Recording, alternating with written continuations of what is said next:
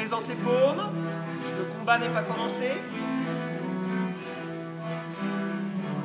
On va chercher l'épée dans son fourreau. On présente l'épée.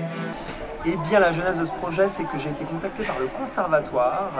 J'ai rencontré Yuka Saito, qui est professeur de viol de gambe au conservatoire d'Angoulême, dans le cadre d'un spectacle qu'on a fait ensemble.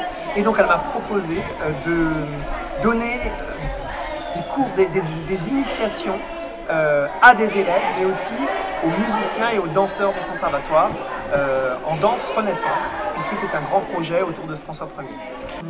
Le combat n'est pas commencé. On va chercher l'épée dans son fourreau.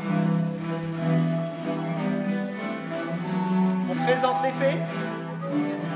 Salut des mousquetaires. Les rencontres et les ateliers se sont faits à l'école. Je pense que nous avons eu 5 séances, donc c'était vraiment intéressant. On a pu construire au fur et à mesure un programme de danse renaissance en partant sur vraiment toutes les danses renaissance qui existaient, c'est-à-dire la pavane, les différents branles, ce qu'on appelait la suite de branles, avec des branles coupées qui sont musicaux, des branles morguées où l'on imite une situation, comme des lavandières qui nettoient le linge au bord de la Seine, ou des chevaux voilà, qui galopent. Et évidemment, on a également fait une gaillarde et un chant à runner à la fin pour que les enfants puissent tester aussi un petit peu la voix. On nous propose d'être dans une salle qui n'était pas une salle Renaissance, mais qui était très belle, quand même très ornée.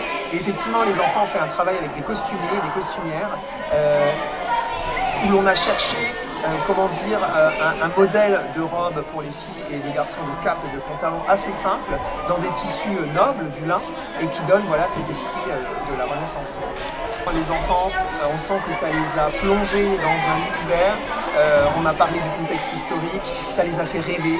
Évidemment, on a aussi parlé de l'époque des rois, des reines, des mousquetaires, des chevaliers. Ça c'est tout un imaginaire pour les enfants, donc ça leur a plu.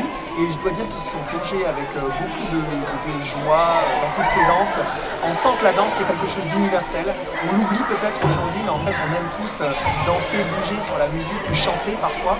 Et c'est ce qu'on a fait. Donc c'était vraiment que du bonheur.